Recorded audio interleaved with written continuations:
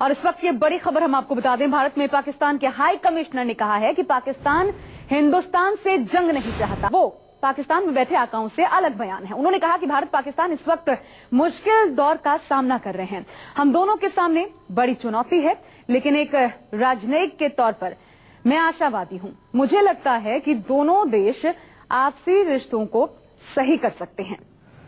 हम लोग युद्ध के बारे में नहीं सोच रहे हैं।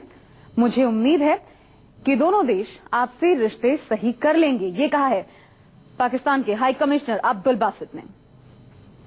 टू बी सीन आगे क्या होता है।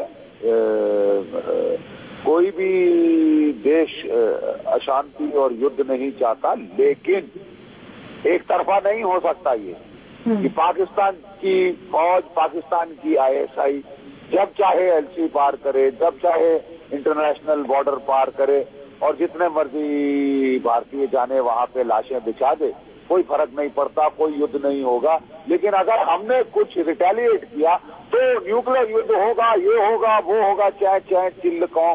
ये थोड़ा सा पैराडाइम अब बदली करना होगा और मेरा ख्याल ये बदली हो भी रहा है, क्योंकि ये कन्विक्शन दूसरी साइड में लाना ये एक तरफा स्ट्रीट नहीं होगी। ये अनिवार्य था, अनिवार्य है और अनिवार्य रहेगा। जी जी, बहुत बहुत शुक्रिया आपका बख्शी साहब हमारे साथ जुड़ने के लिए, इस बातचीत के लिए। तो क्या कुछ कहा है अब्दुल बासित ने, एक बार फिर हम आपको दिखा रहे हैं किस तरीके से दोनों देशों पर उन्होंने जिस तरीके से सख्त रुख भारत का देखने को मिल रहा है, उसके बाद उनका बयान कैसे बदला है। भारत पाकिस्तान इस वक्त मुश्किल दौर का सामना कर रहे हैं। हम दोनों के सामने बड़ी चुनौती है, लेकिन एक राजनयिक के तौर पर मैं आशावादी हूं। ये कहते हैं अब्दुल बासित। मुझे लगता है कि दोनों देश आपसे रिश्ते को सही कर सकते हैं।